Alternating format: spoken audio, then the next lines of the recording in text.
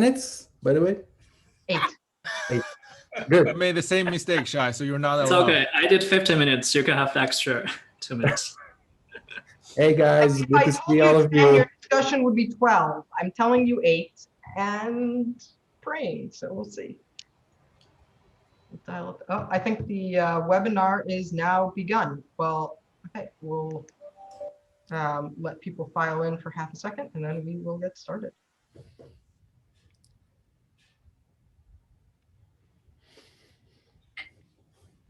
All right, so welcome everyone to our session on entrepreneurial finance and venture capital. We have 4 excellent papers here today. So our timing will be quite tight and we do have a hard stop. We'd like to encourage all of the participants to put their questions and answers into the Q&A box that you can see at the bottom of your Zoom screen.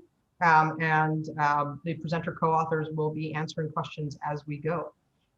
So without further ado, we will get started. And Chris, why don't you take us away? All right, thanks. And I think you should be able to see my screen now. Yes. So the title of this paper is The Evolution of CEO Compensation in Venture Capital-Backed Startups, joint with Mike and Ramana. Ramana, who will handle questions, is here. And this is really just a very simple paper, but addresses questions around CEO compensation in private VC-backed firms. And the reason that this is important is that prior work tends to assume that there's minimal cash compensation and that this minimal cash compensation for the CEOs or founders of VC-backed firms is necessary for both screening and to address moral hazard. But we know that about half of all firms that go public in the US have been venture-backed. And I think Steve was just mentioning that 25% of the S&P 500 is venture-backed. And so it's an important question to try to ascertain how compensation contracts look for the founders and CEOs of venture capital-backed startups. And when we begin to see sort of a transition to professionalized contracts that have been widely studied in the context of public firm CEOs. A second motivation is that low cash pay and highly variable equity is thought to deter the commercialization of ideas. In particular, if you're familiar with the Hall and Woodward analysis of what the returns to entrepreneurship look like, they suggest that this is not necessarily a great bet for many of the people who would be entering this sector. And so we'll revisit some of those ideas to try and ask questions around which types of CEOs and ideas are most likely to be impacted by the need to bear risk. And in particular, we'll address this question from the perspective of both the level and evolution of CEO compensation relative to their outside option, because we'll have new data to bear on this question. In addition, we'll ask sort of 2 formal research questions. The first is, how does the compensation contract for founder CEOs and venture capital-backed startups respond to a dynamic information environment? We know lots of prior work has tried to look at how VC contracting and the tools of VC security design try to address information problems. But one of the things that I think we know less about is how venture capitalists, especially who are on the board, tend to think about compensation for founders and how this gets realized in actual compensation. And then once documented, we'll use new facts about compensation to reevaluate the attractiveness of the VC-backed entrepreneurship career path for those who we see going down this path. So what we end up doing is we first just provide some very sort of basic evidence about CEO compensation and VC-backed startups. We have a bunch of different nuggets that might be interesting to people from a variety of different angles. And the first part of the paper just provides quite a lot of descriptive evidence about how compensation looks and how it evolves over the life of a startup. We then identify product and financing milestones that coincide with increases in liquid compensation that may alleviate some of the need to bear non-diversifiable risk in the form of just equity for the founders and leaders of venture capital finance startups. And then together, what we end up doing is using some of the insight from this data combined with a model. We look at founder biographical data to understand whether the characteristics of those who we see selecting into this type of career path as the founders and CEOs of VC-backed startups tend to coincide with what the predictions of the model would deliver in terms of who is taking ideas to market, who's getting funding, and what their prior and future career paths look like. Okay, so let me just tell you the overview of findings, since this is a fairly compressed session, and I know the AFA is going to cut us off immediately at the end if I go over. So first, we find that VC-funded CEO cash compensation increases with product milestones. Relative to a benchmark model that you might have in mind where cash compensation is flat and low, we find that a particular milestone that coincides with having a tangible product is associated with a transition from what looks like a contract that features minimal cash compensation, which we call a screening contract, to a more professional contract. And the reason that this occurs is because adverse selection concerns become relaxed as venture capitalists or venture investors can see that a founder and a founding team is making tangible product progress. This leads to a different insight, which is how quickly does this happen and what happens to those founders who don't make tangible product progress. And it turns out that this happens relatively rapidly. Founders don't persist with low pay when they fail to make product progress. And in fact, by year 5, virtually all of the founders in our data have either made product progress and transitioned to earning more than they would earn in this pre-product phase, or they've essentially failed and transitioned to do something else. And so you can think about this process sort of akin to experimentation. And when you then think about this from the context of what the certainty equivalent of entrepreneurship is, it turns out that the certainty equivalent of tech entrepreneurship is positive for at least everyone up to the top 0.6% of the earnings distribution if you overlay this on IRS statistics of income data. So it looks like relative to our sort of past mental model about the attractiveness of the entrepreneurial career path, when we revisit it in light of these compensation moments, it looks like entrepreneurship is fairly attractive for most people across the income distribution. However, we do still find that that top 0.6%, or even maybe a little bit higher than 0.6%, may be deterred from entering entrepreneurship. And so if your mental model of who is commercializing the tail ideas that we think are responsible for economic growth, one might be concerned that these are still the people who would be rationed out by this type of contract.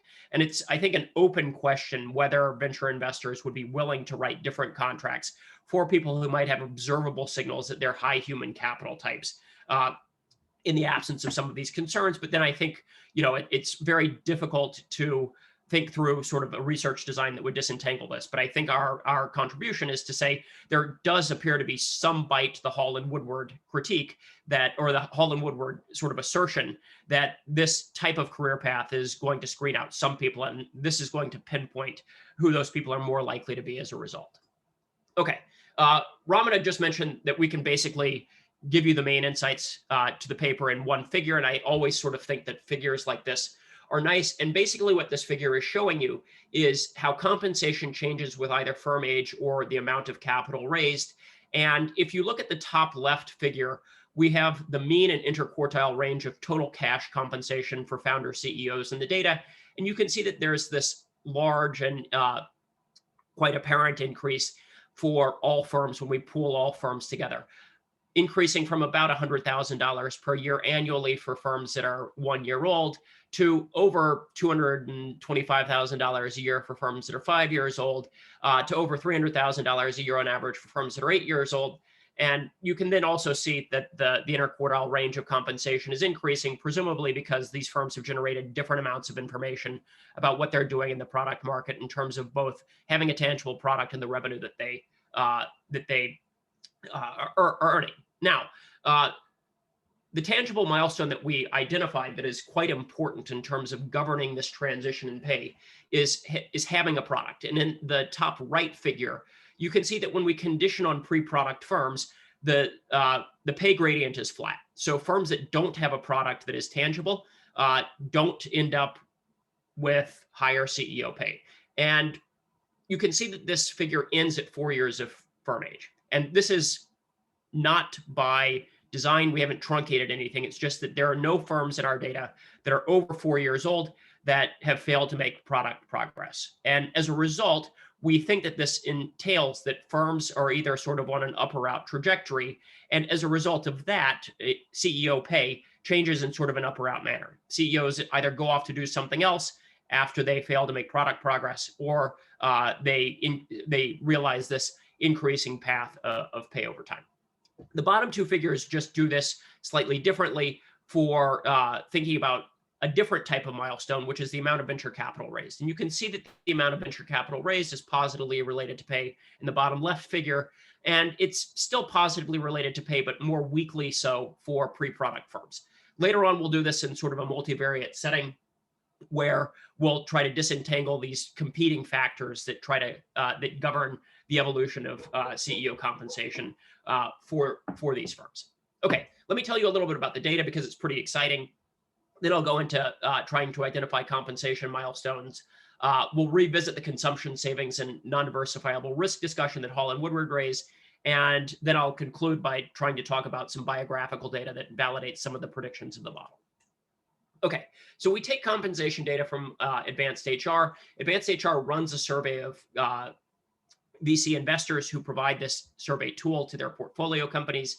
And really, this is to try and benchmark cash compensation, equity compensation, and the like for employees in the startup ecosystem.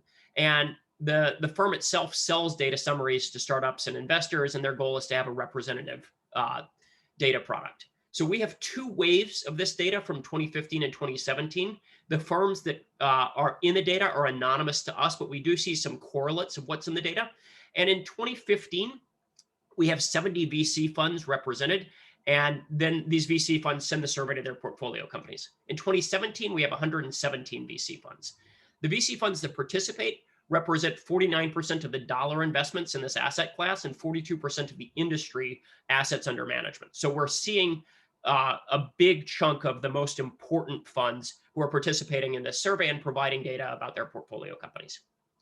The data itself contain individual level salary, cash compensation, and fully diluted equity held by the CEO, and an indicator of whether the CEO is a founder. We also have data on other positions, but we're not allowed to use that data on other positions because the survey provider doesn't want this data to leak so that the venture investors still have an incentive to provide this data without giving sort of an upper hand in negotiations with other employees. So the information that we have is at the startup level, and we know the year founded, the industry and geography, the amount of VC funding raised, and the series in categorical terms, revenue and product development stages, and headcount. And basically, if you sort of look at the total investments of VCs that could be participating in the survey versus the number of firms that we see, we cover about 58% of the firms that could be eligible for inclusion in the survey, which is just remarkable for a voluntary survey. We also merge this data with VentureSource and PitchBook to do this benchmarking exercise.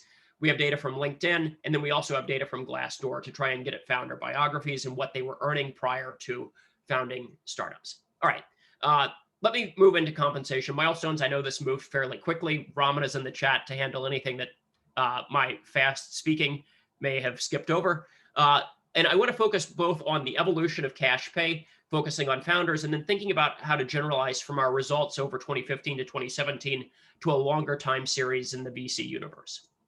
Okay, so the way to think about how we're at least modeling implicitly cash pay is that Rajan has a model of the life cycle of startups where VCs first seek differentiated ideas, and then after determining demand exists, proceeding to standardize the firm. And so you might think about the evolution of a product as saying, this is the first step to realizing that demand exists. And then the contract changes where VCs want to switch from something that screens out entrepreneurs to they have some information, they can afford to pay entrepreneurs more, which alleviates some of the burden of non-diversifiable risk. At the same time, this likely reduces dependence on soft assets like founder human capital as they professionalize the firm. More generally, if you think about this from the perspective of dynamic contracting, we tend to know that signals of value creation should tend to put weight on compensation. And it turns out a modern literature that looks at this dynamic contracting problem does suggest, contrary to most of our intuition, that compensation should not be purely backloaded in the form of equity incentives, that you should see some intermediate liquidity provided to executives in the form of cash. And I don't think we have evidence yet that this is true in the context of VC, but we'll provide some of that evidence following on. So the way that we take this to the data is we ask whether firm characteristics like age, revenue, and milestones correlate with pay in the cross section. So we'll regress log compensation, which is the log of total salary and bonus, on some of these characteristics. We'll control for age, we'll control for VC funding, we'll control for a host of other things to see if these milestones that we've talked about that would correspond with value creation events lead to changes in compensation. And obviously, the answer is going to be yes, but let me just tell you how we define some of these milestones before we get to the regression results.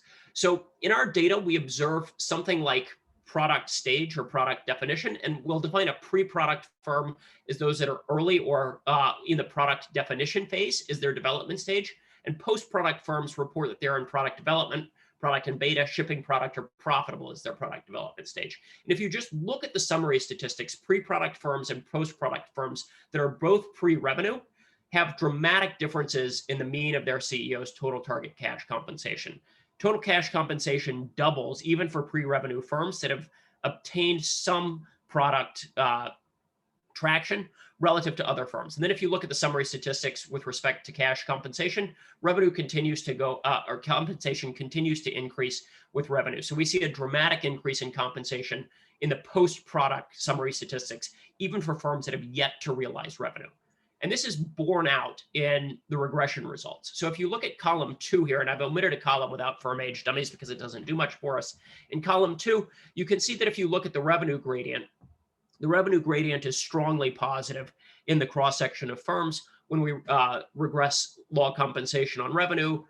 Then in column 3, when we add the post-product definition dummy, and in column 4, when we add additional controls, you can see that this post-product definition dummy is doing most of the work. And it continues to do quite a bit of work, even when we add controls for VC round, for the amount of VC money raised and the VC series. So in column 4, having revenue leads to a 61% increase in pay, and the post-product dummy there is doing almost all of the work.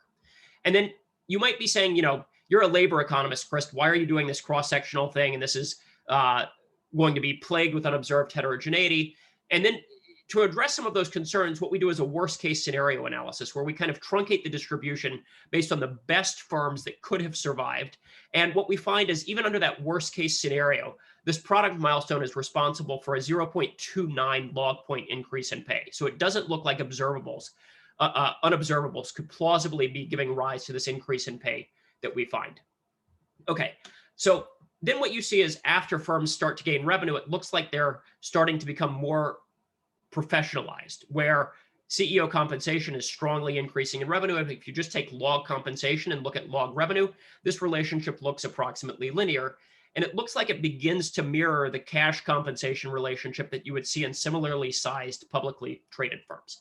Now, you may be asking yourself the question of whether this is true throughout the entire time series. So to answer this question and to see whether we're just picking up something like a frothy VC cycle, we've taken data on S1 compensation, and we actually find that this relationship is fairly stable in the time series. Okay, I'm running out of time, so let me just comment briefly on the consumption savings and non-diversifiable risk problem. Hall and Woodward in 2010 concluded that entrepreneurs would benefit by selling some of the value they would create in the best outcome in exchange for more wealth in the likely event of zero exit value. But they assert that venture capitalists won't do this because they don't buy out startups at the early stages, and they don't let entrepreneurs pay themselves generous salaries. Moral hazard and adverse selection concerns bar the provision of any type of insurance to entrepreneurs. They must bear the huge risks themselves. In our context, this insurance is increasing pay profiles. And what we do is we just revisit their problem, and I'm going to skip over the math because I'm running out of time. But we can just think about where entrepreneurship has a positive certainty equivalent when we use our pay data compared to the assumption that Hall and Woodward have, that pay is flat over the life of a startup. And what that ends up meaning is that entrepreneurs in our setting actually have a positive certainty equivalent that grows relative to the Hall and Woodward certainty equivalent, where we find that at least 0.6% of the population, if you look at this diagram, are likely to have a positive certainty equivalent of entrepreneurship. As a result, the burden of non-diversifiable risk is largely solved with this dynamic contracting perspective, but we're still going to screen out some entrepreneurs. In the last part of the paper, we try to validate these predictions with biographical data. And what we end up doing is collecting data from LinkedIn and merging that data with Glassdoor salaries to look at the salaries and earnings of entrepreneurs prior to founding. And what we end up finding is that the vast majority, at least 90% of the founders in our data, have estimated salaries below $300,000, which we think is the range where VC finance entrepreneurship would look like it's a positive certainty equivalent type of bet that entrepreneurs would be willing to engage in. But what that means is we're typically not finding high flyers who would be in that range where we would have found that they should have been screened out by this burden of non-diversifiable risk. So in summary, we find that the Hall and Woodward framework works pretty well, but it only really works at the top end of the distribution. Putting this all together, I think we provide some of the first evidence on the compensation contract between VCs and founders. Compensation is low early in a startup's life pre-product, but it evolves to what looks like a more professionalized contract as startups hit key milestones. And cash compensation that will come about because of these key milestones reduces some of the burden of non-diversifiable risk for entrepreneurship, but some remains, especially for those at the top of the human capital distribution. Thanks, and sorry I ran 30 seconds over. Thanks, Chris. All right, our discussant is Steve Kaplan. Okay, I think he has to unshare his screen. Good. Yes. Okay, so now there we go. Whoops. Oh, no, it's now we have the good thing that it's not letting me share. There we go. There we go. Is that shared? Nothing at the moment, no. How do you like that? They're not letting me, we figured that we would have this problem. So it is set so that you should be able to share. It's I have to quit. I have to quit. It's my thing. So I'm going to leave. Steve will be back in approximately 20 seconds. We anticipated this problem.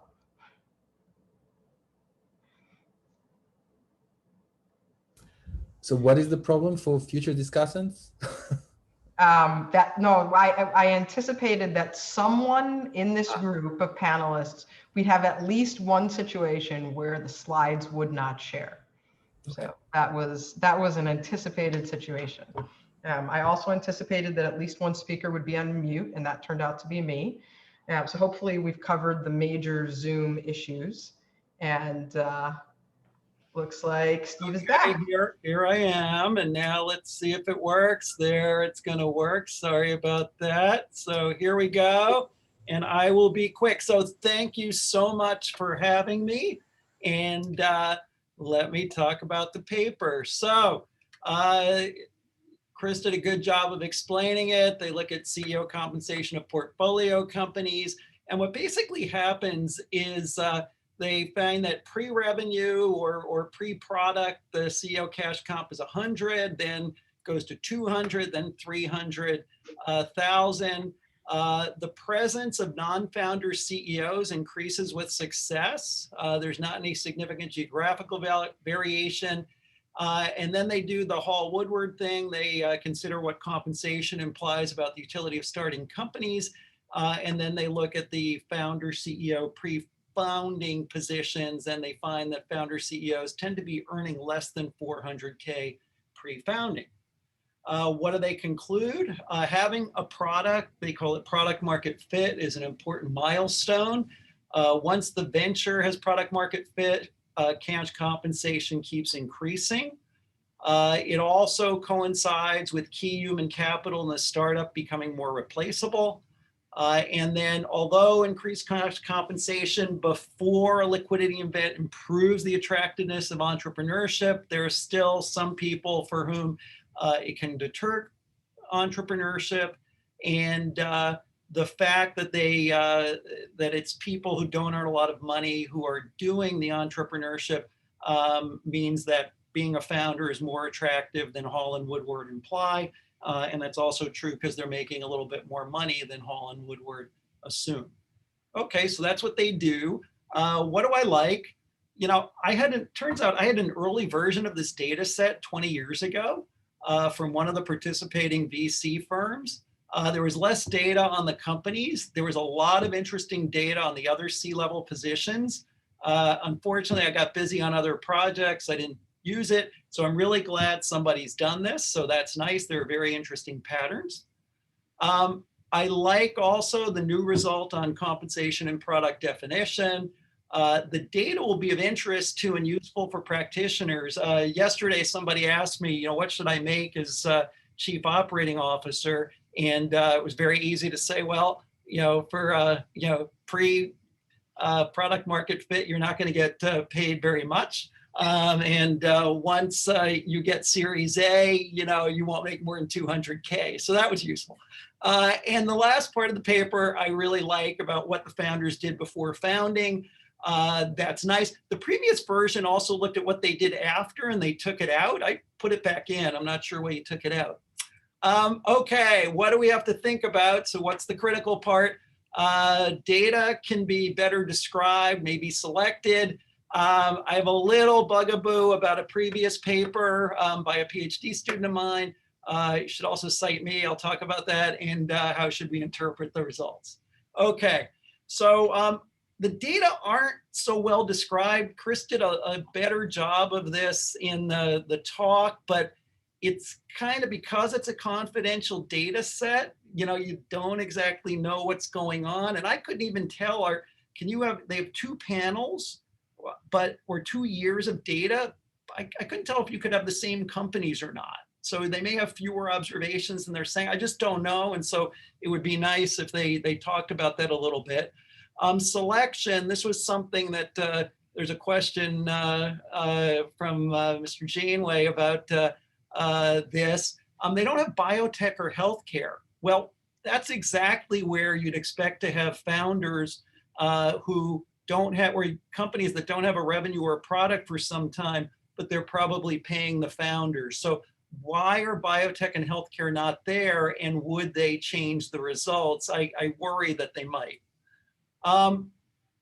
There's also this thing about product market fit in the paper that Chris didn't really talk about, so I'm going to go over this quickly, but they talk about like having a product, or having something operational as product market fit. And really what it is it's like having a product and not necessarily having customers use it. And so what I don't understand, and I'd like to know, is like Google had a product from the get-go. So was Google ever in a situation where the CEOs wouldn't have gotten paid? Same thing for Facebook. So I'd like a little bit better understanding of what they mean when the companies don't have a product and what a product means. There's a minor things about the cross section and how they're comparing it to venture source, but that's less important. Okay, previous work. Bernstein and Hand actually have a similar paper, and they get only a footnote from the authors, and I think this is unfair. They claim they use a now defunct database and doesn't include equity ownership, but look at the table 3 from that paper. They do include equity ownership, and they kind of have a similar pattern that you get funded, it's low, around 1, and then it goes up. The numbers are actually similar order of magnitude to what's here, even though it's 10 years earlier. It's a little lower, which you'd expect with inflation. And the big difference in this paper from their paper is very few seed deals. And the CEOs have a little less equity early. And so the results are pretty similar in this paper, and the real big difference is seed. So there weren't a lot of seed deals funded by VCs back in 10 years ago. Now there are. Once the seed deals happen, Bernstein and Hand find that the big driver of compensation is additional financing, and that's exactly what's in this paper in column 6 of table 5. So bottom line, Bernstein and Hand did do this, or did half of what's in this paper, and it really should be given more credit than it is. And Ola was a student of mine, and I'm pretty fond, or as fond of him. You should also mention my paper. That's the benefit of being a discussant. You've got this jockey horse question that I did with Burke and Pear. Raghu actually motivated part of his paper on explaining this. And what's nice in this paper is you see that by the time the companies have 10 million of revenue, 1/3 of the CEOs are non-founders, which is actually consistent with the business being important or more important pretty quickly. So, some discussion of that would be nice. How should we interpret the results? Okay, my 24-year-old Bay Area software engineer son said, aren't these results obvious? And so, you know, at the seed stage, which is where they are, the business doesn't really exist. There's no product. And so you don't expect them, the founders, to be paid very much because they're spending whatever they have to, you know, write the software or get the product going. Once you have a product and that's Series A, then it becomes a company and you see the CEO getting paid and what's going on. So Chris really explained it this way. And, you know, the question is, I sort of maybe push a little bit, why is this surprising? Now, how should we interpret the results? Let's see, the Hall and Woodward, there's some difference in using the 300 or the actual pay versus Hall and Woodward, and they do a better job of, now there was a table in the previous version where I didn't see a lot of difference. This presentation, there's more of a difference, but it's very important to point out, they left out something very important. The founders actually get money these days a lot earlier than they used to because they're cashing out in many cases before an IPO. And we have, you know, famous Adam Newman sold over $500 million of stock, even though WeWork failed. The Groupon founders took out over 300 million well before the IPO. So I don't know if they can do something with this, but their result is that entrepreneurship is more attractive than Hall and Woodward found. Well, entrepreneurship is actually more attractive than they're finding because of this. And this is potentially a big deal. So it'd be nice if they could have some estimate of that. So bottom line, new results about cash compensation and product definition. I like that. The data will be useful to practitioners. The last part of the paper is quite interesting, and they actually can do more there. Suggestions, better describe the data, why no healthcare biotech, place the paper better in the context of previous work. Can you analyze the effect of founders selling equity, and you know, spend more time on the pre and post founder experience. And thank you. Sorry for the initial delay. Thanks, Steve. All right. So our next paper will be presented by Ting, correct? So Ting, investor tax credits and entrepreneurship. It's all yours. Steve, I think you need to stop sharing. I do. Thank you. Okay. And then presenters, please just notice I will be holding up a piece of paper telling you when you're close to running out of time. Okay, all right.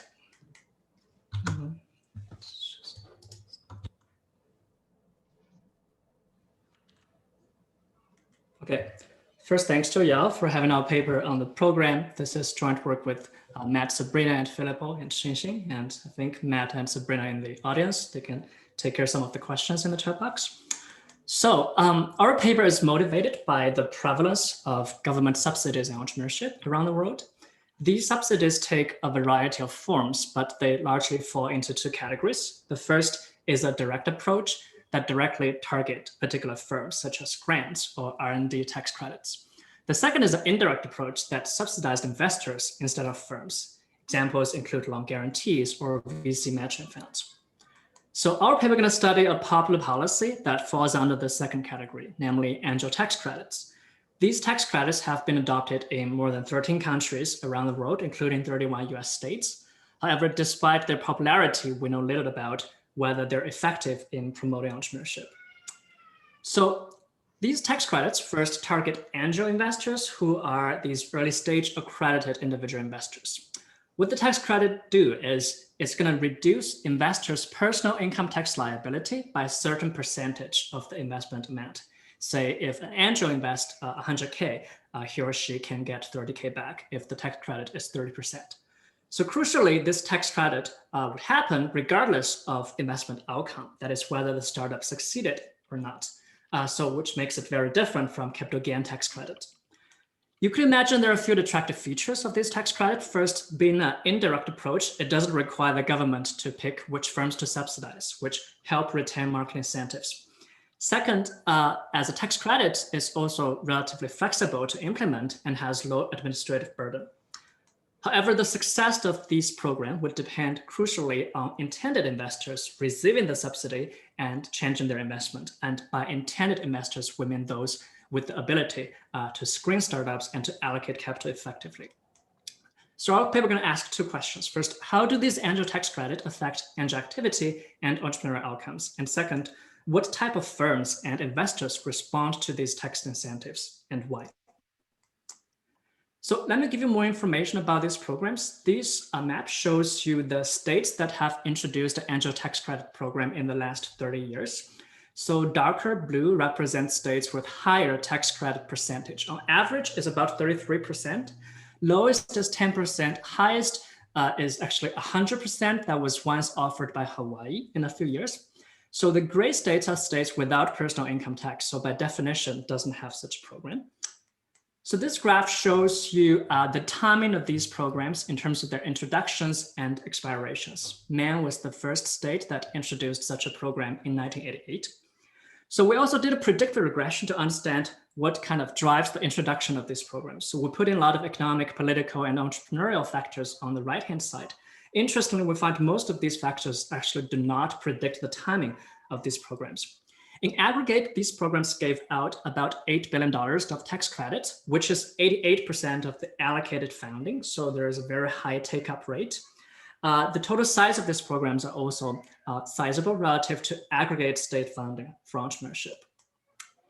A lot of these programs also come with some restrictions on the type of companies or investors that can benefit from the tax credit. For example, there's typically a cap on firms' age or size, just to make sure it's the small young businesses that receive these tax credits.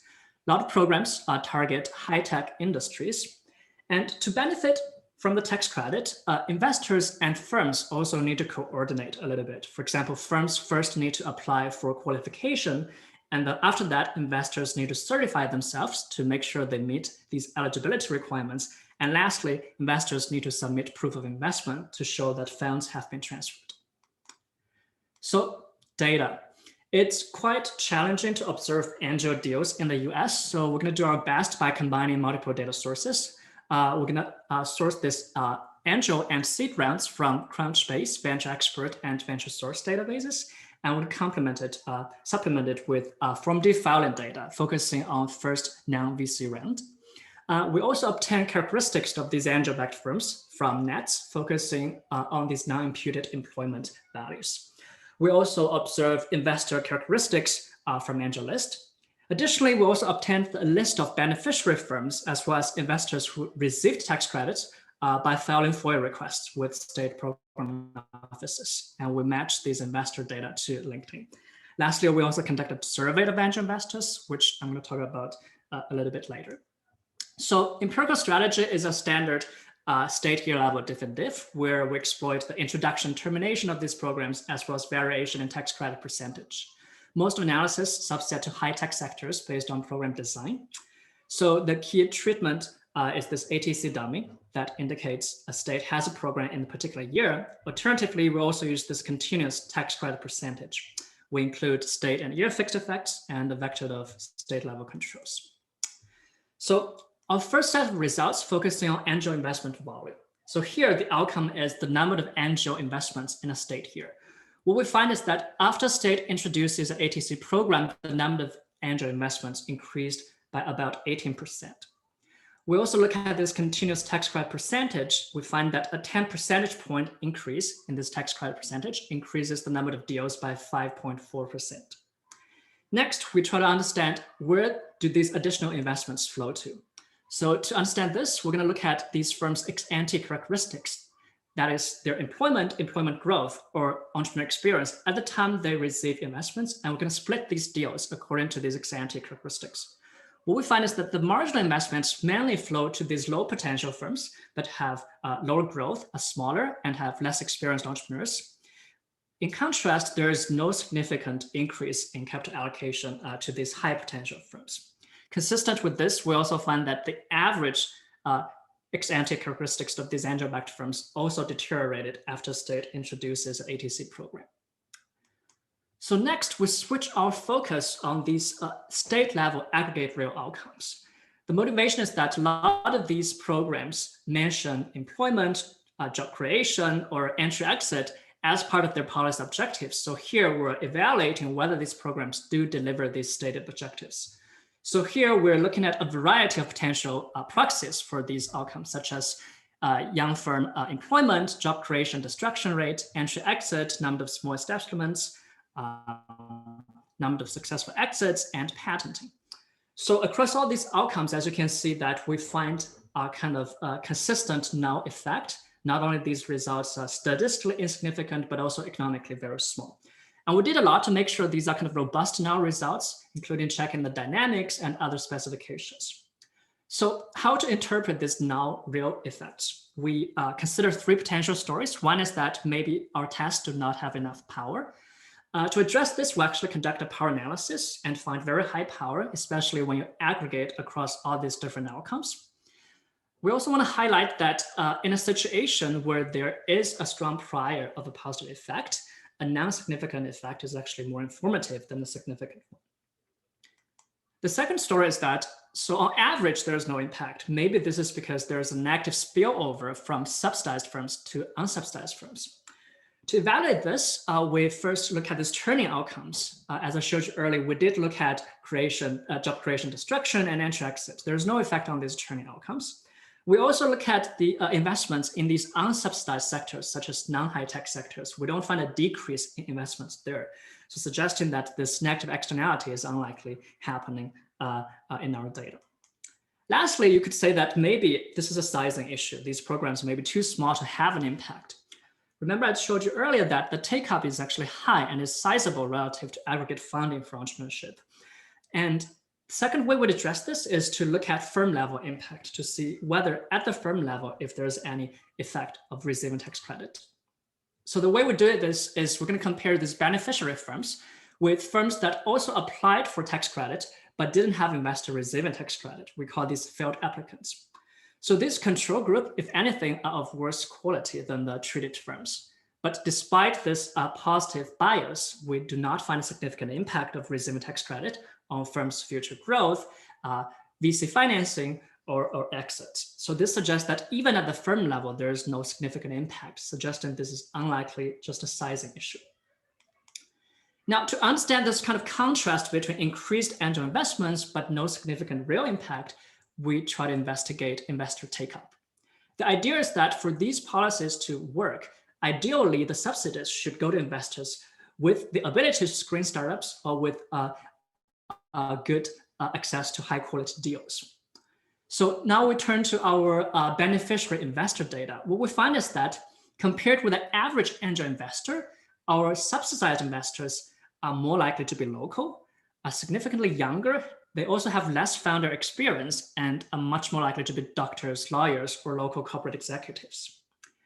We also look at kind of investor composition on angel list. We find that after state introduces an ATC program, it spurs the entry of these local and inexperienced investors on angel list. So suggests there is a lot of take up by these kind of non-professional amateur investors. Now the question is, why don't these professional investors respond? So we propose two potential mechanisms. First is that relative to amateur investors, professional investors might more likely to adopt a home run investment approach, meaning that they focus on whether startup has the potential to be in the right tail, rather than trying to calculate a continuous financial metrics, which is very hard for these early stage risky companies. So this home run approach would predict that these investors focus more on these qualitative factors, such as a management team or business idea, which makes them less sensitive to these intensive margin incentives, such as tax credits. The second mechanism is that professional investors tend to be sort of more arm's length and less connected to local startups, which make it more difficult for them to coordinate certification with startups. So they may face additional information or coordination frictions. So to speak to this, we conduct a survey of angel investors. We emailed about 12,000 angel investors and got response from about 1,400 of them. So first we asked them to rate the importance of different investment factors, such as the team, the business idea, location. One of them is the ability to benefit from angel tax credit. We present these factors randomly in a random order. So here are their responses. So you can see that relative to other factors, angel tax credits receive the lowest importance score. 51% of them, these investors think angel tax credit are not at all important. In contrast, management team received the highest importance. Almost most of these investors think they're either very important or extremely important, which is consistent with the finding in the prior literature. And next, we kind of delve into this ATC importance and split by investor type. We start with these tax credit recipients, and then we go to investors who self-identify as professional investors, and then we go to respondents that have the most deal experience. As you can see, as when we move to these more experienced investors, the ATC importance is lower and lower. Even among these tax credit recipients, more than 50% think they're not at all important or just slightly important. So suggesting that more professional investors are less likely to find ATC to be relevant for their investment decisions. Then we ask them why. Why do you think these are important? 57% thinks this is because I invest based on whether startup has home run potential or not. Another 11% mentioned it's too difficult to coordinate certification with a startup. And next, we relate these different reasons to investor experience. So what we see is that these experienced investors are much more likely to cite this home run approach and coordination frictions as the reason why they think ATCs are unimportant. And these two channels are perhaps best illustrated by some of the responses, text responses from the respondents. So one investor reports that I'm more focused on the big win than offsetting a loss. If I believe in the business, then a tax credit is largely irrelevant. So this speaks to this home run investment approach. Another investor says that tax credits seem so difficult to navigate and receive. Too many stars need to align for that to work, which speaks to this coordination friction. So lastly, we look at insider investors. So the reason is that we want to further speak to this information and coordination friction. So as insiders, these investors by definition face very little such frictions investing in their own companies or claiming tax credits from their own companies.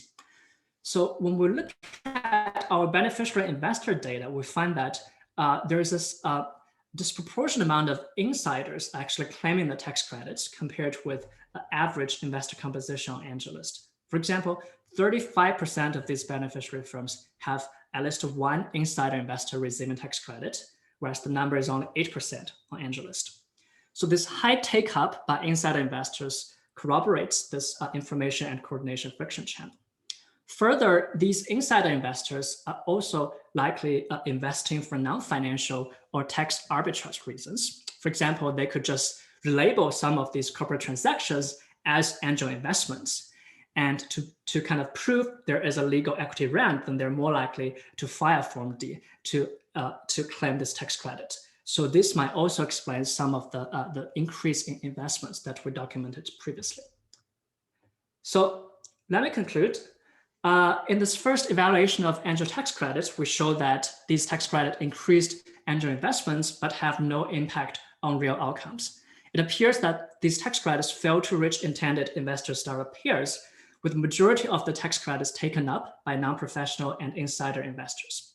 Professional investors do not respond to these incentives, mainly because they adopt a home run investment approach, and they also face additional coordination frictions in accessing these subsidies. We think our paper also has some policy implications. One of them is that when it comes to designing these subsidy programs, it's important to trade off policy flexibility against effective targeting. All right, that's all I have. Thank you. And I look forward to the comments from Shai. Thank you, Ting. All right, our discussant is Shai Bernstein. Shai, the floor is yours.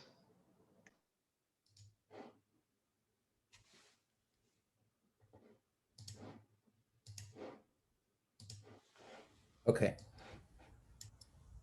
Here you go.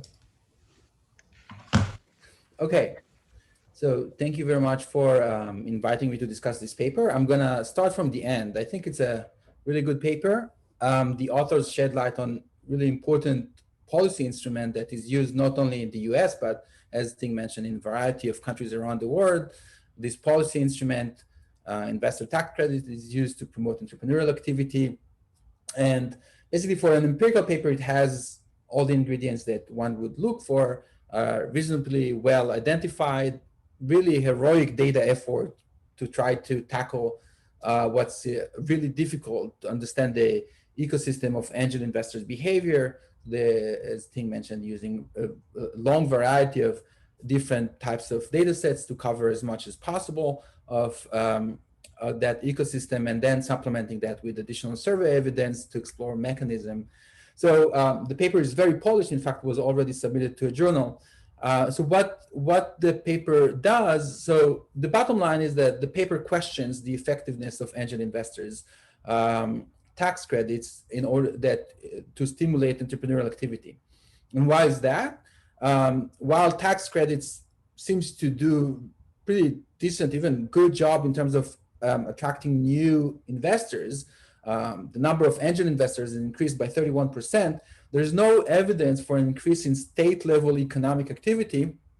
And in addition, the investments seem to be concentrated in ex-ante lower growth companies, and also the entry of the additional investors seem to be concentrated by new and inexperienced investors. So given the stage of the paper, my discussion is mostly going to focus on the interpretation of the results. Should we really interpret the findings as evidence for the potential ineffectiveness of these credit tax credits that are attempting to facilitate and stimulate entrepreneurial activity? So where I want to start is with Table 5. Table 5 shows that the increase in investment following the introduction of the tax credit seem to be concentrated at companies that before the angel investment have ex-ante characteristics of lower employment growth, and lower fraction of entrepreneurial background of the founders. And then the interpretation of the authors is that this means that marginal investments are directed towards companies. But the point that is important to remember is that predicting success based on these characteristics at the pre-seed level is really hard. And one of my all-time favorite figures is the one from Kerr, Nanda, and Rosecroft, 2014, that basically shows that even for professional investors who are trying to predict the success of investments that they already made, the correlation with the realized outcome is close to zero. So it's really hard to predict success. And in some sense, what my read of this table is that, well, maybe tax credits allow a broader set of companies to raise capital, companies that otherwise wouldn't be able to do that, allowing more early stage experimentation that is really important given the parallel distribution of early stage success. The second table that I want to point out is the characteristics of new investors that respond, the new marginal investors. Tax credits seem to increase the number of angel investors by 30%, which is really substantial. But the angel investors that come in are local, they're new, not experienced, and have no founder experience. Again, the interpretation is that potentially tax credits attract inexperienced, unprofessional investors, but there's no evidence that necessarily these are worse exposed investors, and entry could be particularly valuable. And the reason why is that we know that venture capital is highly, highly concentrated in a few geographies. So, and facilitating distant investments is hard. The Chen et al. Paper shows that in order to invest in a distant location, the bar is going to be higher. So regions need to develop local investor base with local knowledge and local expertise. And in some sense, this is exactly what the tax credit are able to do. They attract local investors that have potentially better information on the local economy and facilitate this local experimentation, and also potentially increase diversity, which is something that the authors are not exploring. So then how do we reconcile it with the fact that we don't find state level effects? So I have several hypotheses. One is that it could be that the budget allocated to tax credit is not meaningful enough. So subsidized investors over the sample period receive $8 billion in tax credit. That supports about $23 billion in investment over the sample period. And if you divide it by the number of program years across the 31 states, you get to a number of annual investment of around $70 million of investment per state and year. Now, is it enough to, change the dynamics at the state level or not? I don't know. It doesn't sound like a lot, but I think it would be useful to discuss that beyond the statistical power analysis. The other thing is that it could be that tax credits are doing what they're supposed to do. They're facilitating early stage investments, but it's just necessary but not sufficient condition. We need follow-on capital to really make an impact.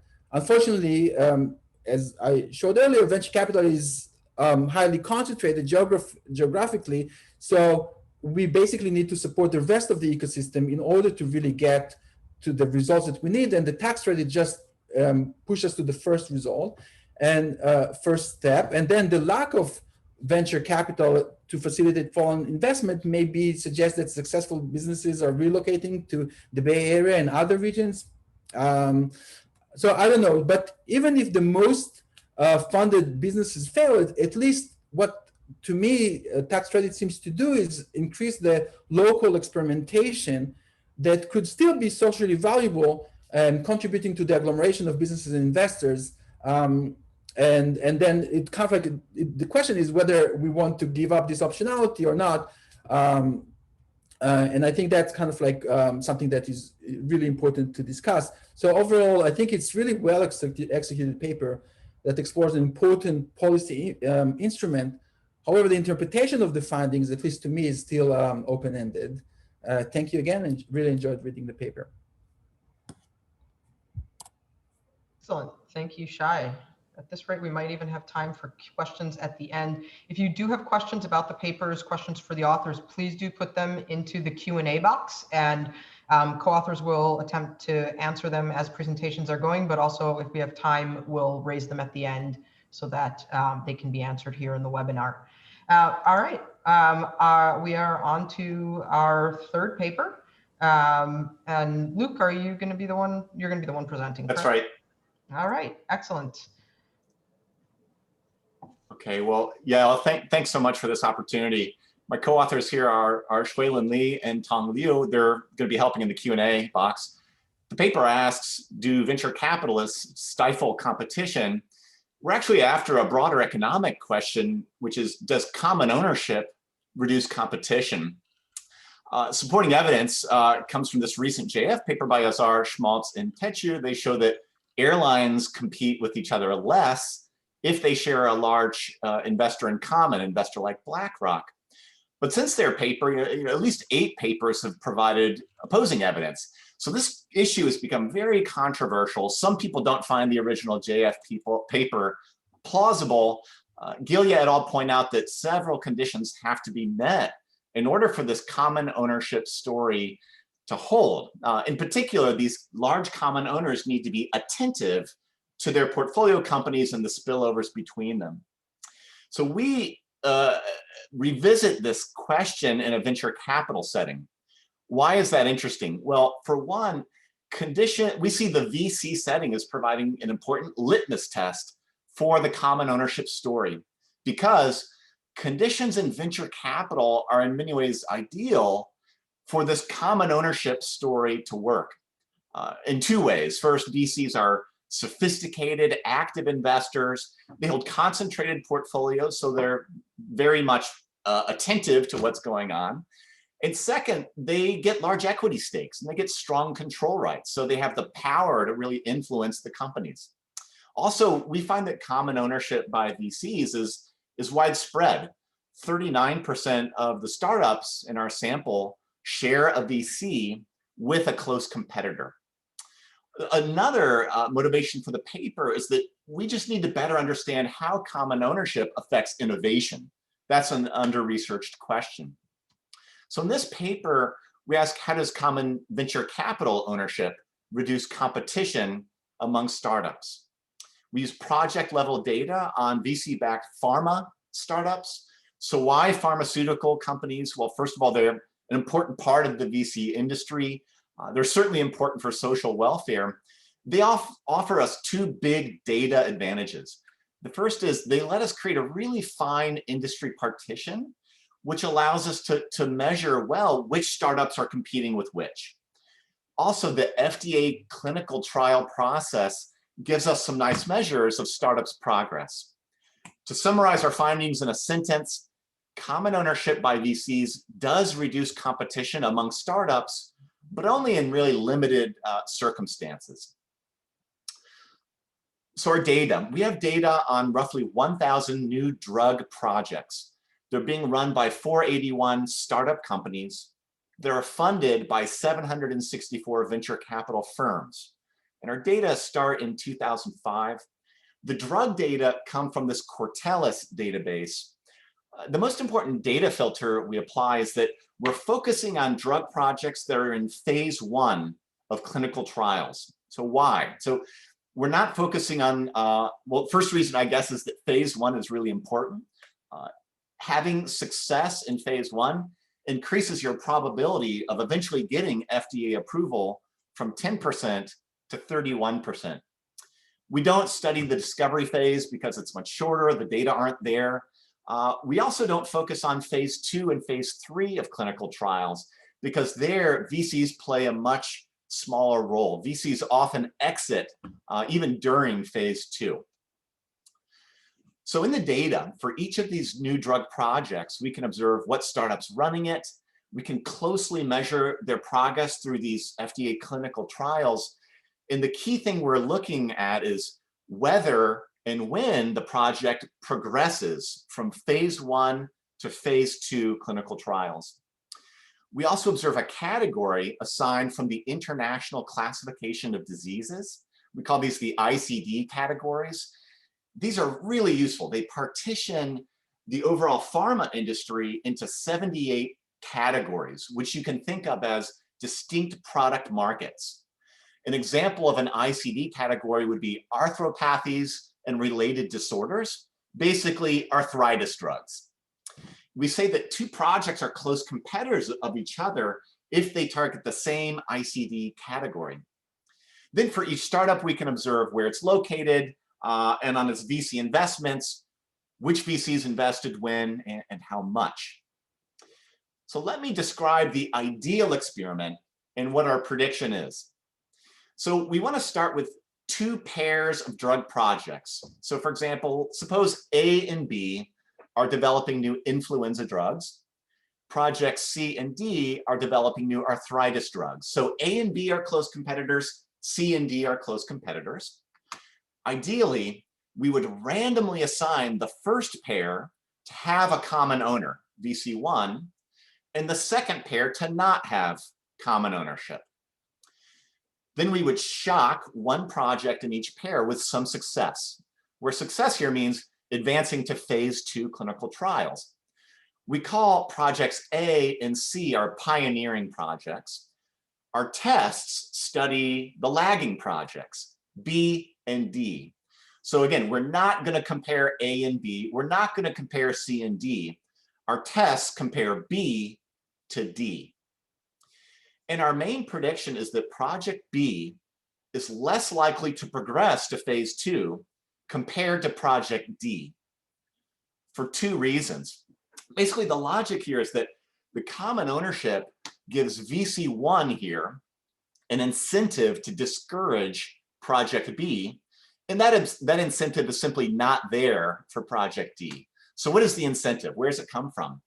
Well, first of all, VC1 might like to discourage project B to help project A gain future market power. They understand it's more valuable to own a single monopolist than to own two competing companies.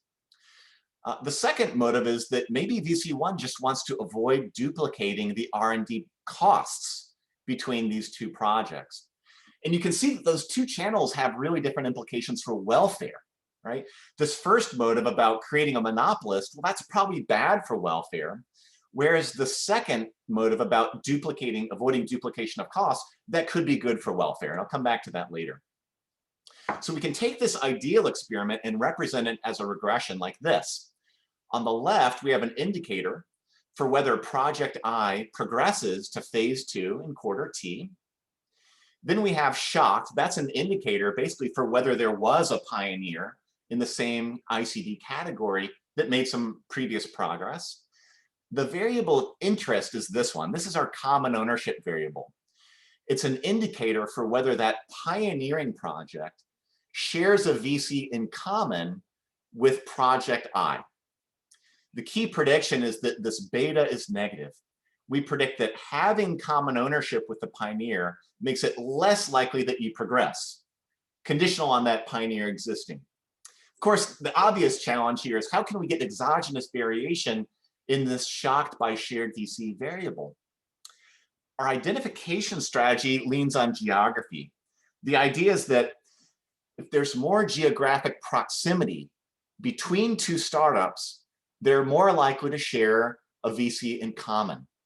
So thinking back to that simple example, if project A and B are in Philadelphia, in Baltimore, well, they're nearby, they're more likely to share a VC in common. Whereas if C and D are on opposite sides of the country, in Seattle, in Miami, well, they're less likely to have a VC in common.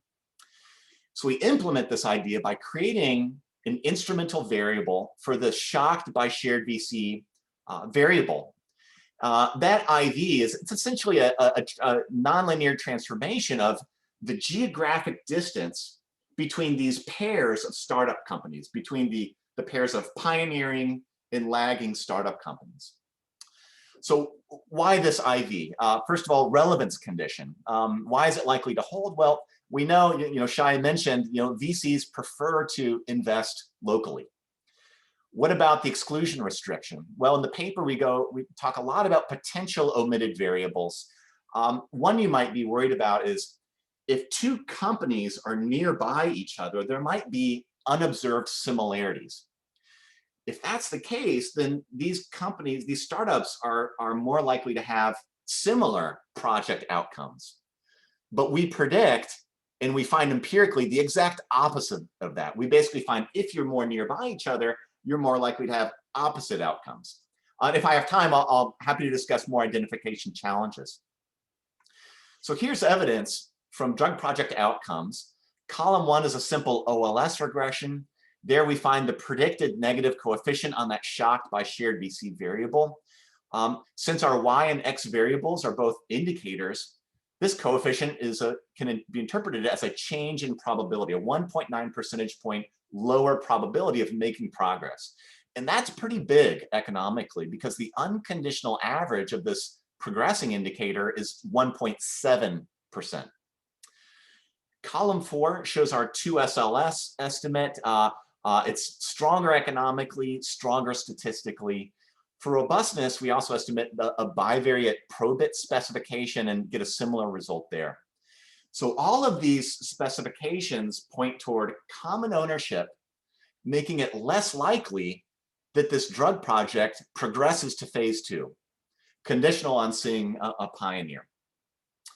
You might be concerned, maybe these success shocks are differing across pairs of projects. We can address that by adding in ICD by quarter fixed effects. So now we're asking how two different lagging projects respond to exactly the same pioneering shock. And results are very similar in that specification. So how is it that a common owner can discourage a project? We provide evidence on a VC financing mechanism. The idea is a VC can hold back a startup by refusing follow-on financing. In that simple example from before, if VC 1 wants to hold back startup B, well, the VC just doesn't fund it. So our testable prediction here is that startup B is less likely to receive venture capital funding compared to startup D, the other lagging company. And we can test that by slightly changing the regression. Now our left-hand side variable is an indicator for whether VC firm J funds startup I in quarter T. And we have kind of a similar shared VC variable here, a similar IV strategy. And again, the prediction is a negative beta. We predict that if there's common ownership, the company is less likely to be funded. And that's exactly what we find. We find that a negative coefficient in an OLS specification Basically, we're finding common ownership gives you a 3 percentage point lower probability of being funded. And again, that's pretty big economically because the average of this extend funds indicator is 6.4%. Stronger economically in the 2SLS specification, a little bit, well, similar statistically, similar result in a bivariate probit specification. All these results point toward common ownership leading VCs to withhold funding from lagging startups. And you might be wondering, well, don't other VCs just come in and fill the financing gap? And we show in the paper that that actually just doesn't happen. So so actually I'll mention here an interesting robustness. You can add in startup by quarter fixed effects here, and that essentially controls for the startups companies demand for venture capital funding. And the results even hold up in that specification. So instead of kind of walking through a host of potential identification challenges, let me discuss limits on anti-competitive behavior. All the results so far came from full sample. Next, we're going to run OLS regressions in various subsamples. We can't do the IV tests in subsamples. We just don't get enough observations to have a significant first stage. But why run these subsample tests? Well, first of all, I'm going to show you that our effects are stronger exactly where theory predicts them to be stronger. That's a useful validation. I'll also show you that this anti-competitive behavior is really quite limited. Specifically, we find 5 conditions need to hold in order to find significant effects. The first is our results are limited to concentrated product markets. We split our sample into those drug categories where there are high versus low numbers of startups that are active. So this column these are the concentrated product markets. And that's where we find a significant negative coefficient on the common ownership variable. If you look at the other subsample, the less concentrated product markets, we get a much smaller effect. It's not significant. Our interpretation is in a concentrated product market, there's at least some hope of creating some market power. So there's at least that incentive to kill or hold back one project to benefit another one. Second, we show our results are limited to VCs who have large equity stakes. We define the lead VC to be the one who has the highest dollar amount invested among that startup's VCs. In that lead VC subsample, we find a strong negative coefficient, but almost nothing among the non-lead VCs. And it's especially interesting because this lead VC subsample you hear is really quite small. So these effects they're really limited to a small part of the sample. Our interpretation here is that if a VC has a large equity stake, that VC is more likely to have enough influence and control to actually hold back a project or a startup. Third, results are limited to VCs who have less diversified portfolios. Here's the subsample of less diversified VCs. It's at least marginally significant, and it's essentially a 0 among VCs that have more diversified portfolios. Interpretation, a less diversified VC can be more attentive to each company and more attentive to the spillovers in the portfolio. And so we think that makes sense. Fourth, we find stronger results among more technologically similar projects. We test that with a triple interaction where we proxy for technological similarity based on whether there's a shared citation. And that makes sense because if you've got more technologically similar projects, they're more likely to be close competitors. So that common owner's incentive to hold back the lagging company is stronger. Finally, results are limited to early stage projects. All the results so far have been from data on phase 1 projects. If we instead look at data on phase 2 projects, we don't find the result. And we think that makes sense because when a VC holds back an early stage project, less value is being destroyed. Whereas if they were to hold back a phase 2 project, they would be destroying a lot of value, and they're probably not willing to do that. So to conclude, we're asking, how does common ownership affect innovation? We think it's important to explore the common ownership story in the VC setting because we think conditions in VC are really ideal for that common ownership story to work.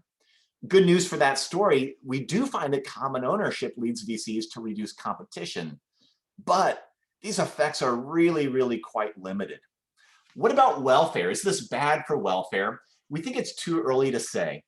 We do not take the stance that VCs are behaving badly when they do this, right? It could be bad for welfare if indeed they are creating monopolists and keeping drugs from market, but it could actually be good for welfare because in particular, it could be good to avoid duplicating the very large costs of developing drugs. I'll finish there. Thank you. Excellent. Thank you. Thank you, Luke. Our discussant is Adrian Matre.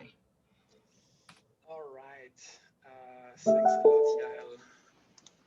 So Adrian, we can't hear you very well, just FYI. I don't know. Better, much better. Okay, excellent. Thanks a lot for allowing me to discuss this paper. That was a lot of fun. All right. Okay, so great paper. First order question, political setting. So let me jump directly into it. I want to focus my comments on essentially, the mechanism that is behind the results that Luke presented. So first of all, let's try to put this paper into perspective. And I guess it's coming more from I'm coming more from an innovation background. Luke essentially uses very nice setting more as a way to make a contribution to the common ownership. And my discussion is mostly going to be that I think that you have a fantastic VC and innovation paper, and I think that you should push more into this direction. So we know that VC shape innovation in the sense that they do have an effect on volume, and that's a classic Kortum and Lerner paper on the pension reform. We know that I have this GFE paper showing that it amplifies local innovation spillovers. One thing that we know way less is whether or not VCs might affect the type of innovation controlling for the volume of innovation is produced. And, there are three ways they could do so. The first one is that they might shut down projects. The second one is that they might reorient the strategies of a firm. The third one is that they might keep the horse but change the jockey, keep the project, remove the team. And I think that you really have a fantastic setting and data to actually make a much bigger contribution here. And in preparation of my discussion, I spent quite some time looking for papers trying to make this point, and there is pretty much nothing here. I sent emails to a bunch of friends, Thomas Ellman, that kind of people, and again, they were not able to provide really good references for those. And so I think that here you really have a very important and completely underexplored dimension of why VC matter for our understanding of innovation. So what is the mechanism? You show that if you compare two projects that are held by the same VC, one is going to drop essentially when the other moves to phase one. And so the channel that you provide evidence for, and something very compelling, is the financing channel. And VC just stops investing. But what about other sources of financing? So we know by now that banks actually account for a large fraction of innovation funding. And if you do the exercise, which what I did when I was writing this paper with Joan Humbert, if you try just to look at, have a sense of the fraction of patents that are somewhat financed by VCs, the number of patents that are financed by VC is the vast minority of patents. Bank financing is actually the majority of the source for the financing. And so, you do provide us compelling evidence that other VCs don't step in, but what about banks? And one way to look at this question is, given that you have quite a lot of geographical variations, because this is where your IV identification is coming from, what you could do is just to exploit the cross-section variations in the supply of loans across places. So it might be the case that you don't find anything in the sense that, and so that will tell us that banks financing and VC financing are actually very poor substitutes, something that we found some evidence for in my RFS paper with Joanne. I think that will be interesting because that will give us a sense that will help us understand a bit better whether or not precisely we should think of what matters is the overall amount of money that can finance innovation, or whether we should think that essentially those markets are very segmented and the type of innovation that is financed by VC is really not the same as the type of innovation that is financed by banks, for instance. Another sort of potential funding, sort of cross-sectional variations you could exploit is taxpayers, the generosity of R&D subsidies. Okay, so now is there more? And that was really where most of my frustration came from when I was reading your paper. Again, nothing to do with what you did, more that I was curious to see what could happen next. And in a sense, given that the papers are extremely rich, it's probably more like for a follow-up, I think. But given that you are looking at VCs that are holding, that have invested in two different firms, the firm that is lagging behind, they have scientists, they might have machines, they have probably already existing technologies in the sense that, usually they have, when a firm has a VC money, they have already patented some stuff. And so where is all these resources going? Is it the case that it's just the project that died, or is it the firm that died completely? We know that scientists are highly mobile workers. What do they do? One thing that might happen is that actually those guys are leaving the firms that is lagging behind because now there is no longer any money, any prospect in this firm, and they might disseminate part of the knowledge in other firms. Using the inventor data, you can actually track those individuals across places. And I think that is something that will help us a bit understanding a bit more precisely what is happening to the firm after the money has been withheld by the VC. Let's imagine, so you have this result showing that there is no difference if you look at states that have strong competitive covenant versus not. So imagine that everything stays, like scientists stays in the firm, machines stays in the firm. Then one thing that might happen is that actually the VC or the firm is pushing in another direction. So your results are not invalidated in the sense that it is indeed the case that you used to produce a very specific drug and you stop doing this one. But you might be able actually to use the knowledge that you have accumulated so far to do something a bit different. In your result, you will see that you are no longer pursuing to phase 2, but it might be the case that you're actually trying to reapply for phase 1 a few years later for something that is a bit different.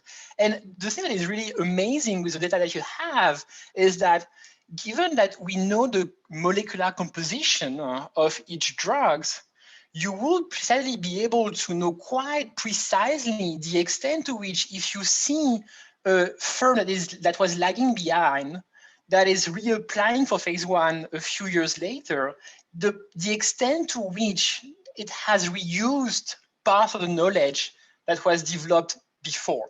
You could compute the similarity in the molecular composition of the new drug relative to the old drug that will help us precisely having a sense of the extent to which this VC is really reshaping not the amount of innovation, but really the type of invention that is produced in the economy.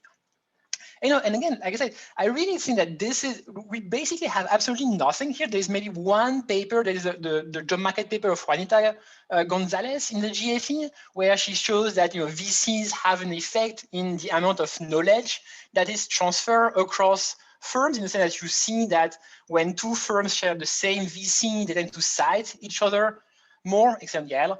But that is somewhat quite indirect. And here you really can make a big contribution by having very direct and well-measured evidence of the fact that we might have different type of innovation because of that. And I think that will speak also a lot to the welfare effect. In a sense, if you see that the lagging behind firm is producing new innovation in the future, that is strongly suggestive that indeed what the VC is doing, that they are saving some cost in terms of R&D, and that they are allowing the firm, rather than competing neck to neck with the other one and to duplicate completely the same type of R&D, to reorient the R&D that has been done to have more products in the end.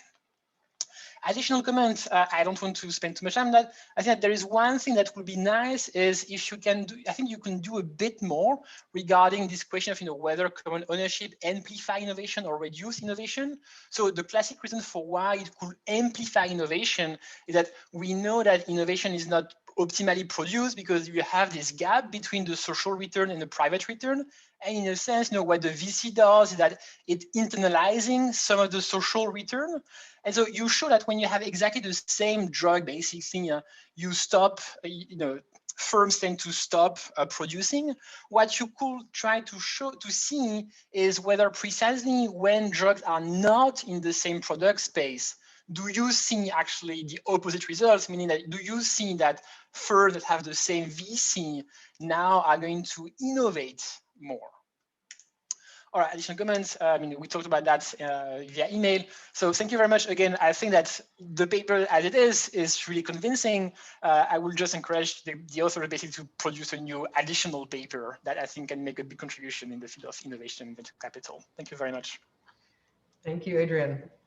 Excellent. All right, our last paper, Dark Side of Corporate Venture Capital, will be presented by Yael.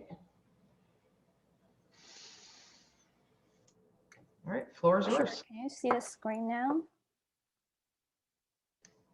Yes. Great. So thank you so much for having us. I'm Kylie from the University of North Carolina at Chapel Hill. This is a joint work with Stanton from Tsinghua University. The title is A Dark Side of Corporate Venture Capital.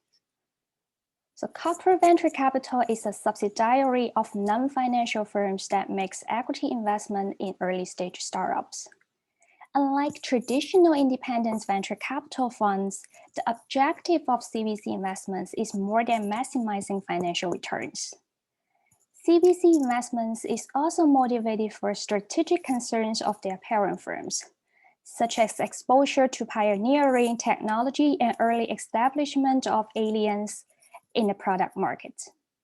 As early as the 1960s, the US firms started to establish CVC firms, and CVC has become a common form of corporate investment, adopted by many public firms, such as Intel, Google, Microsoft, and GE. According to the National Venture Capital Association, CVC investment accounts for 45% of all the VC investments in 2019, which is a rapid increase from the less than 10% in the early 2000s. The existing literature on CVC programs overall shows their bright side for both the parent firms and the startups. On one hand, the firms with CVC programs enjoyed a significant increase in their own innovation output and higher firm value. And the CVC programs create synergies between their parent firms and startups and are the optimal response to competitions from rival firms. On the other hand, startups funded by CVCs are more innovative than startups funded by independent VCs because CVCs are more value tolerant and have better technological fits with their startups than the independent VCs. And startups funded by CVC also tend to have higher successful rates than startups funded by independent VCs in terms of going public and the access to the equity markets at earlier stage in their life cycles and obtain higher IPO market valuation. Well, given all these benefits, however, not all the public firms make CVC investments. And our paper provides a plausible reason that explains this puzzling phenomenon. The firms may overinvest in the CVC programs, creating managerial agency problem. The reasons are the following. Specialized investments could effectively entrench the firm managers, which makes them hard to be replaced, so that the managers can enjoy the private benefits of control. CVC program is a good candidate for such specialized investment. CVCs typically invest in early stage startups that are very risky with highly uncertain prospects. And CVC investment needs the firm managers to exert intensive due diligence before making the investment and intensively monitor the startups throughout the whole incubation period. Given all this unique feature of CVC investment, it is substantially different from a firm's routine investment, which could effectively entrench the firm managers. And in addition, the managers with career concerns who want to grandstand from their peers could overinvest in the CVCs with the aim to achieve breakthrough innovations and obtain extraordinary high returns, and which may not necessarily best serve the shareholders' interest. Both arguments suggest that the CVC programs could distort the managerial incentives and destroy the shareholder value. How did we test this hypothesis? Testing this hypothesis is not easy because we are not able to directly observe the investment opportunities of a firm's CVC program. That means we are not able to observe the optimal level of the CVC's investment. To get around of this difficulty, we explore how firms adjust their CVC investment after enhanced monitoring from passive institutional investors.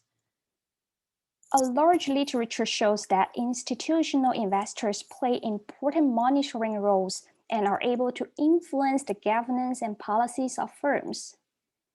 And this is the case not only for active investors, but also for passive investors.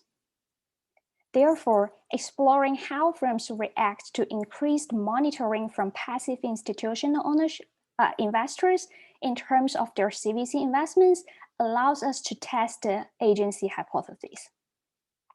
Here, one may point out a concern that both CVC investment and passive institutional ownership can be endogenous. To mitigate this concern, we make use of the plausible exogenous variation in passive institutional ownership generated by the annual reconstitutions of the Russell 1000 and 2000 indices. The Russell 1000 and 2000 indices are capitalization-weighted stock market indices. The Russell 1000 comprises the largest 1,000 US stocks as measured by the total market capitalization, and the Russell 2000 comprises the next largest 2,000 stocks. Because of the value-weighted construction of each index, firms near the top of Russell 2000 have significantly higher index portfolio weight compared to the firms near the bottom Russell 1000. And more importantly, their index assignments change over time. On the last Friday of each June, the Russell reconstitutes the indexes based on each stock's total market capitalization as of the last trading day in May. And firms on either side of the cutoff have similar characteristics because firms cannot precisely manipulate the ranking in the Russell indexes. So in this paper, we use a dummy variable, whether the firm is at the top Russell 2000 or the bottom Russell 1000 as the instrument for passive institutional ownership, and investigates how that affects the CVC investment.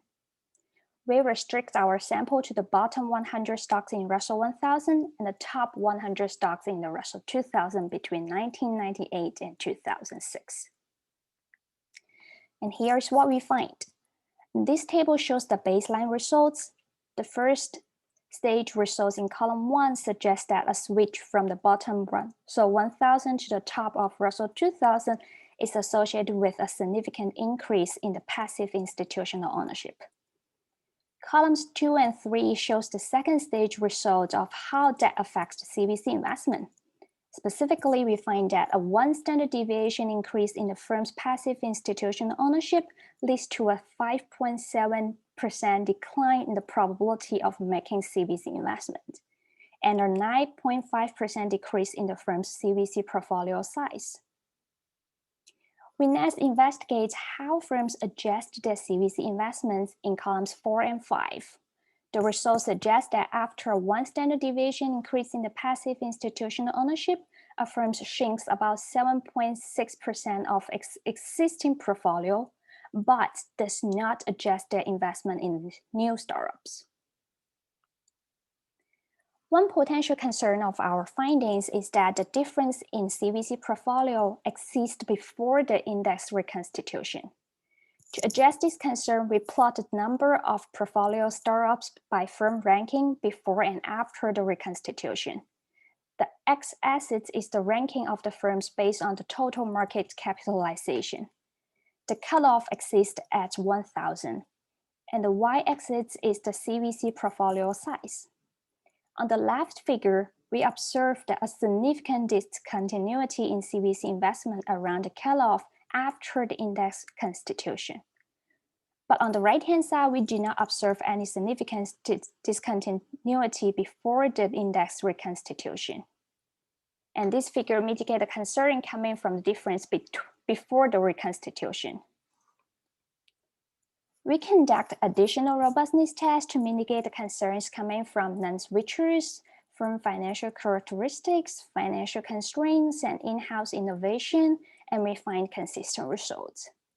Our placebo test suggests that the discontinuity in CVC investment is absent at artificially chosen cutoff other than the real Russell 1000-2000 cutoff. Next, we explore heterogeneity on the firm's exposure to managerial agency problems, captured by the G index, busy boards, and dispersive technology. We find that firms with a higher level of ex-ante managerial agency problem are more likely to shrink their CVC portfolio after an increase in the institutional ownership. This finding supports our argument that to entrench themselves, the managers tend to involve in CVC investment that beyond the optimal level, and the institutional investors help to correct this investment distortion. One alternative interpretation of our main results, however, could be consistent with the managerial myopia argument, where the institutional investors could impose the short-term pressure on the managers to meet the short-term earning goals. In this case, the managers cut off the CVC investment, which is long-term but value-enhancing, to boost the firm's short-term performance. If this interpretation is supported, we should observe the firms write off all types of startups, even the ones with the good potential which eventually destroy the firm value. However, our evidence suggests against this argument. First, we find that the passive institutional investors induce the firms to cut the CVC investment in the startups that are unrelated to the firm's core business and are of lower quality. And second, the negative effect of CVC investment is more pronounced if the firms have poor past track record on the CVC investment. By doing so, the firm value in both short-term and long-term increases. Specifically, we find positive announcement returns of new CVC investment and positive effects on the long-term topping scale. So taken together, these findings are consistent with the managerial agency hypothesis that the passive institutional investors reduce the managerial agency problems by cutting off unproductive CVC investments and concentrating on high-quality startups, which enhance the firm value. So to conclude our paper, we examine a dark side of CVC programs through institutional investors. We rely on the exogenous variation in institutional ownership generated by the annual reconstitutions of the Russell 1000 and 2000 indexes. The institutional investors induce the firms to cut the CVC investments, and this effect is more pronounced for the firms that are subject to more serious agency problems, and both short-term and long-term firm value increases. Overall, our paper uncovers a previously underexplored dark side of CVC programs. They are giving rise to the managerial agency problem. And this is our paper. Looking forward to soon's discussion. Thank you. Thank you, Kylie. Our discussant is Song Ma. Kelly, could you Kylie, share can your screen? Yeah. Yeah, sure. Okay. Stop share. Great. There we go. All right, Song, it's all yours. Okay, can you hear me and see the slides fine? Mhm. Wonderful. Well, so first of all, I want to thank Yael for inviting me to discuss this paper. This is about corporate venture capital. It's a topic that holds dear, very, very dear to my heart. And also I want to thank those of you who stay until the very last paper and very last discussion of this AFA. I hope you enjoy the whole program. So I promise I will make a little bit of a fun of out of this discussion. So your time will be worth spent. So this is about corporate venture capital. Okay, so for those of you who didn't know corporate venture capital much, I think you must have learned a lot from Kylie. And what it means is basically large incumbent firms make investment in startup companies. And this thing has been growing dramatically over the past decade. And it actually has been growing for the past 100 years. And you can see a lot of big firms are doing that and so on and so forth. If you think about this, this is a little bit counterintuitive, right? Why big firms want to invest in the startup companies who could potentially be their competitors and so on. So people have been thinking about this problem for quite a bit. And then there are two views of why there's a CVC. And the first one, which is the overwhelming academic literature was pushing, is this positive view of CVC. Basically, it says, well, it bends the market demand. It helped the incumbent firm to get knowledge spillover, form strategic alliances by building the relationship early. And this is also an inexpensive way for experimentation and so on. So just to give you an example of why that is the case, this is the 1957 Supreme Court case, United States versus DuPont, which basically forced DuPont to divest its venture share in General Motors, which they invested in about 30 years ago, as DuPont was forming, we claim, as one of the first corporate VC programs to make early stage investment in General Motors, okay? But it's also not very new to actually have a negative view of corporate venture. That is, the dark view was basically primary hypothesis since the 1990s, mostly pushed by the practitioners. And they often consider CVCs as an exciting new toy for the management that are the first in line to be cut when a new management come into board. And also CVCs generally make dumb investment. And it's generally a devil in the VC field, okay? And this attracted much less attention academically, and this is where this paper comes in. And this paper basically provides evidence consistent with the darker view of CVC, and then it documented two sets of evidence.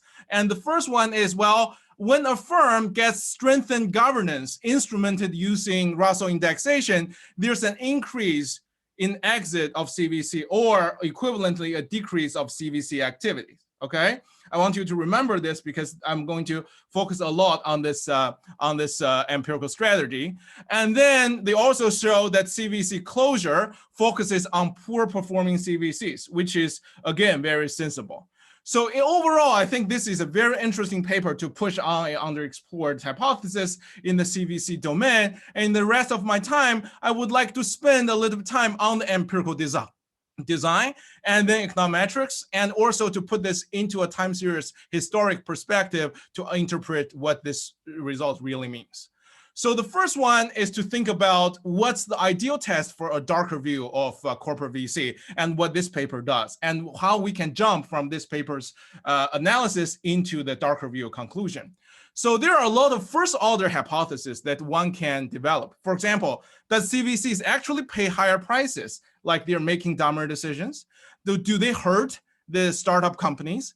Do they hurt their own company by destroying their value, destroy their Tobin's Q, and so on and so forth?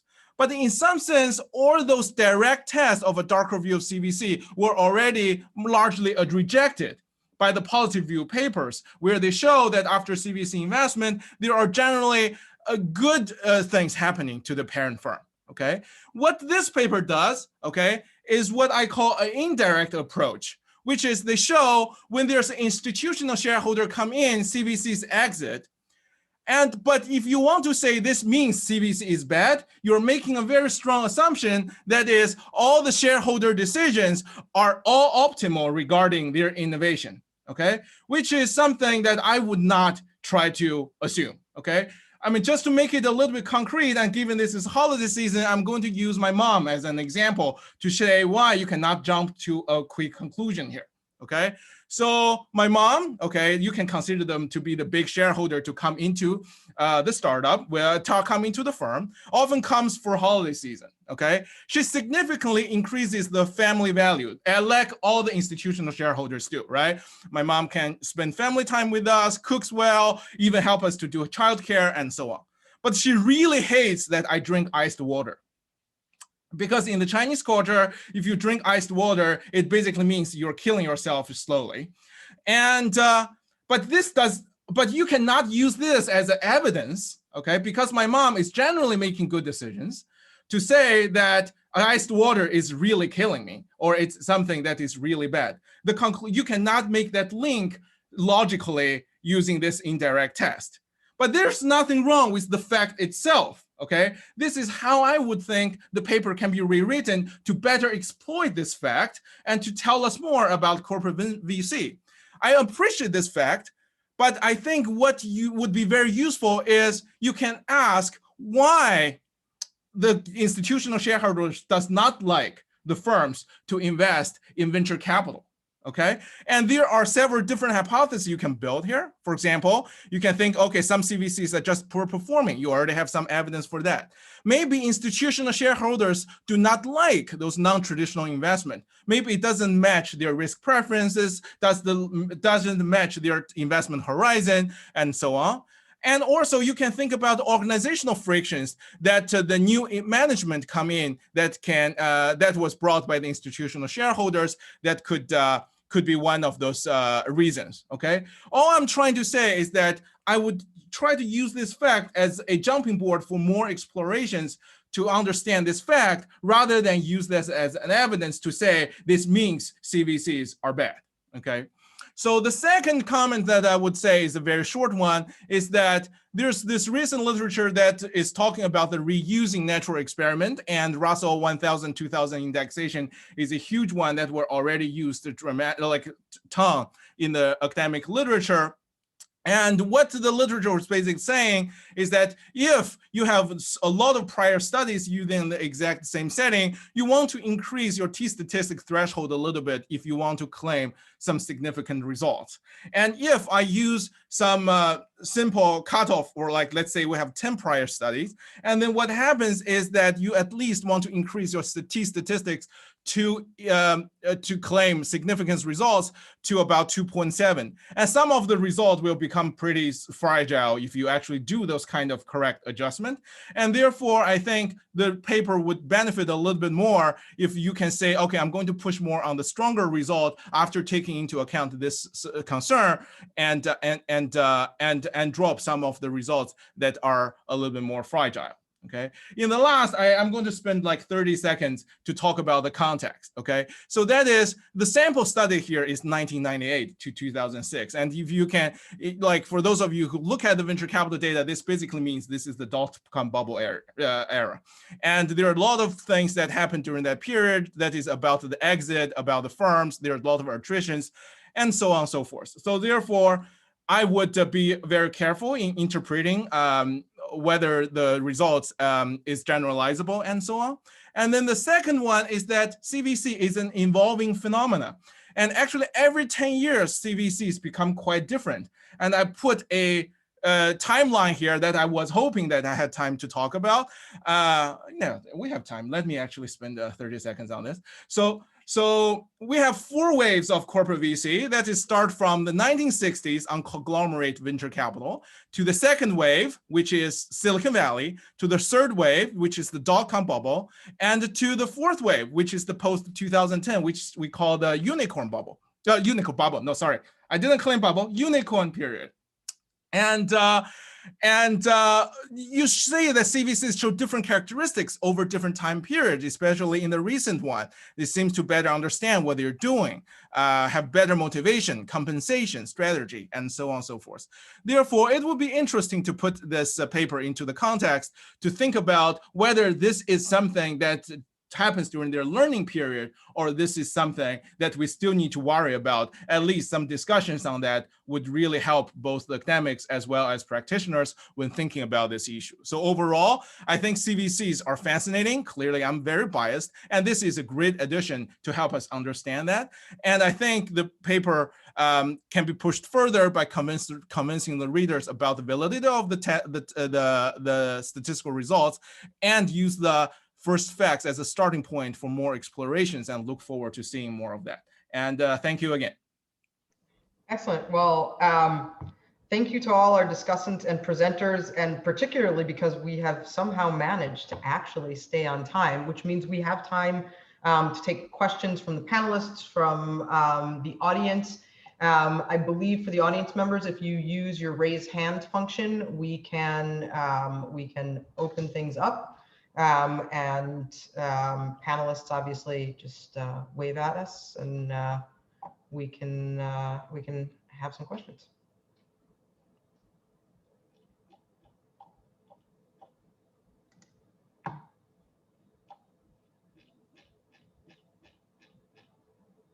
Or we can all just chat amongst ourselves. All right.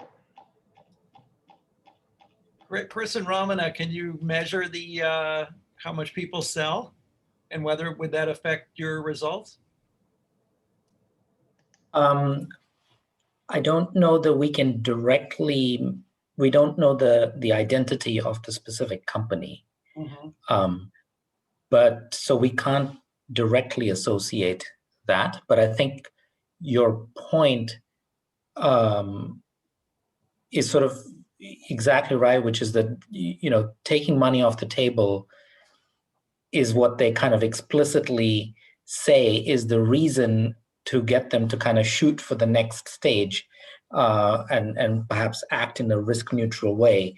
And so in that sense, you know, I think it's sort of validating the idea that the sort of the Hall and Woodward idea that people are bearing non-diversifiable risk, but that VCs are very explicitly addressing it by getting them to take money off the table. And so while the idea is absolutely right, it is being addressed by the VCs in a way that Hall and Woodward claimed would not be possible to do, but the VCs are actually doing. So I think that's a super interesting point, and I think we should find a way to do it. At least reference that point, even if we can't kind of directly add it into the analysis. And I'll just add one thing. We see equity holdings, but we don't see whether people have translated equity holdings into cash.